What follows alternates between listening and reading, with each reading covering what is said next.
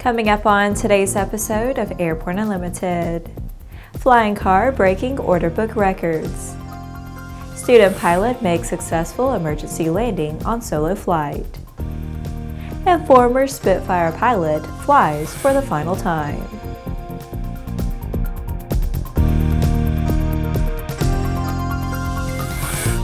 Hello, I'm Laura Hudson. It's September 12th, and this is Airborne Unlimited.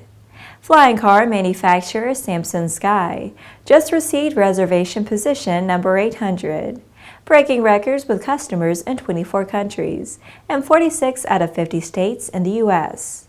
Reportedly, California currently has the largest contingent of owners, followed by Florida and Texas. The Switchblade is capable of flying up to 165 knots. Shown in complete form for the first time last month at AirVenture, the Switchblade drew heavy crowds of flight enthusiasts. Sam Boesfield, CEO of Samson Sky, believes in creating a flying car commuter corridor. I think Mark Moore of Uber sees the opportunity, but realizes there is a gradient approach to making a change as significant as this. Boesfield also has certainty that the future of transportation is in the sky, and the Samson team has worked for 10 years to develop the Switchblade to be consumer-ready. While the company is laying the groundwork for their own future VTOL vehicle in semi-autonomous flight, their initial goal is to provide a transportation vehicle that can work with the existing infrastructure, technology, and regulations. Similar goals can be seen in other flying car companies, including Terrafugia, whose purchase last January by Geely of China confirmed the depth of investor interest in flying cars. After the break, Helicopter Online Ground School make webinar available for free. There's a difference between charting a steady course and pushing for the ceiling.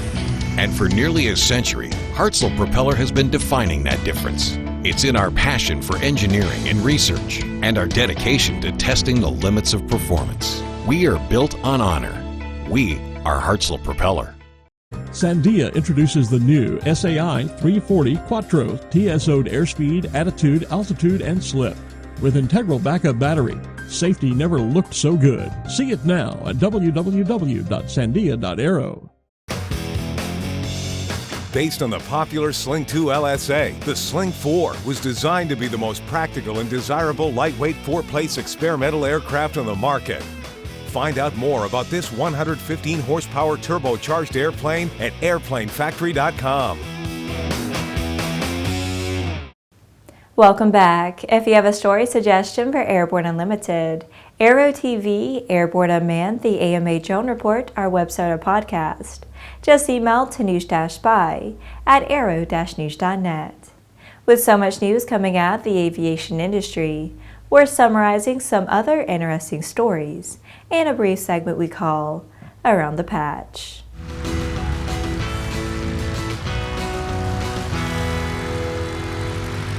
Helicopter Online Ground School's very first FAA safety webinar was a huge success, with over 400 in attendance, according to Gary Cleveland, Chief Pilot.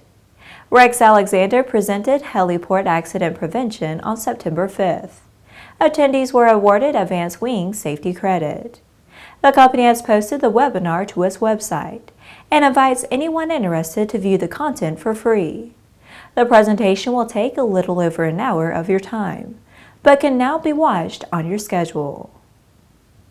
EOS has certified Rockwell Collins ProLine Fusion Avionics Upgrade for ProLine 2 equipped King Air B200 and B300 series aircraft.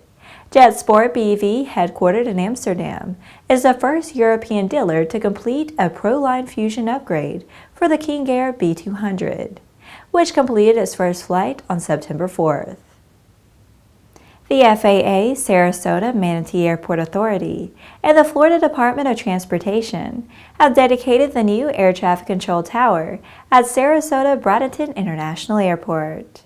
The 128-foot tall tower is a significant investment in the nation's airport infrastructure and enhances air traffic controllers' ability to provide the safest, most efficient service to flights at the busy Florida airport, the FAA said in a news release.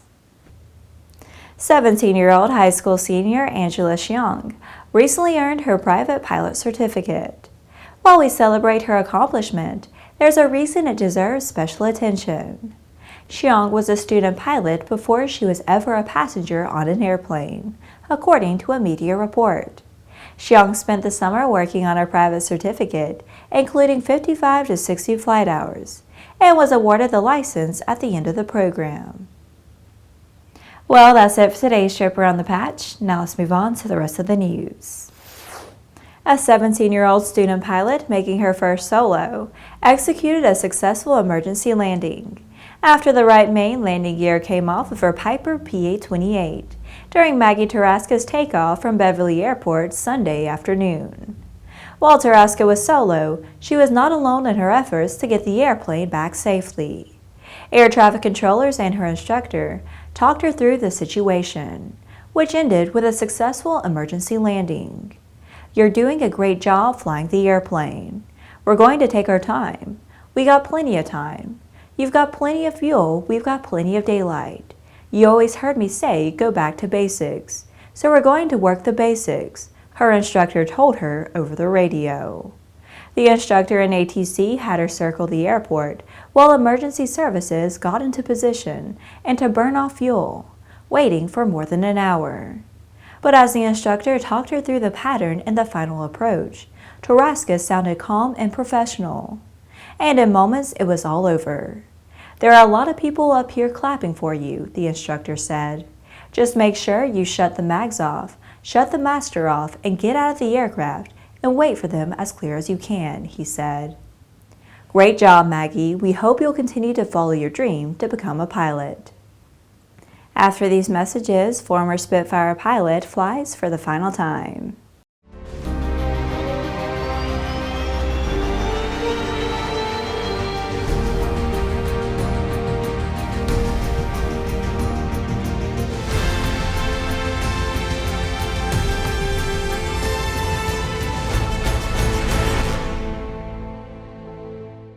In collaboration with NASC, introducing Sonex Aerospace, bringing you the Taros Group 4 UAS, the redesigned Tiger Shark Block 4, and the Subsonics Twinjet UAS, all derived from flight-proven manned systems, not concepts, real aircraft. More at sonexaerospace.com. Welcome back. By any estimation, 99-year-old Archie McInnes, who lives near Cambridge, England, is a war hero. He flew for the RAF during World War II, becoming an ace while fighting off Hitler's Luftwaffe during the war. He recently got to fly again, possibly for the final time, in a refurbished Spitfire in the skies over Kent. McInnes was a passenger this time, but on his wing was a Hurricane aircraft, like the one he flew during the war. Johnny Cracknell, a friend of McInnes, organized the flight with the help of Biggin Hill Heritage Hangar's Peter Monk. Cracknell said McInnes is one of only 8 airmen still alive who fought in the famous Battle of Britain, and he is the most active of the pilots. McInnes left the RAF in 1946 after losing his left arm in North Africa. During a Spitfire flight, he was all smiles, and the look on his face when he saw the Hurricane pull alongside the Spitfire was priceless, according to Cracknell. Well, that's our program for today. Remember that Airborne Unlimited is streamed on Monday, Wednesday, and Friday, alternating with Airborne Unmanned on Tuesday and the AMA Drone Report each Thursday. Additional breaking news bulletins may be posted for important stories that fall outside of our normal deadlines. If you're watching us on YouTube, please subscribe and do check us out on Facebook and Twitter. Get comprehensive, real-time, 24/7 coverage of the latest aviation and aerospace stories anytime at aero-news.net. We'll see you tomorrow.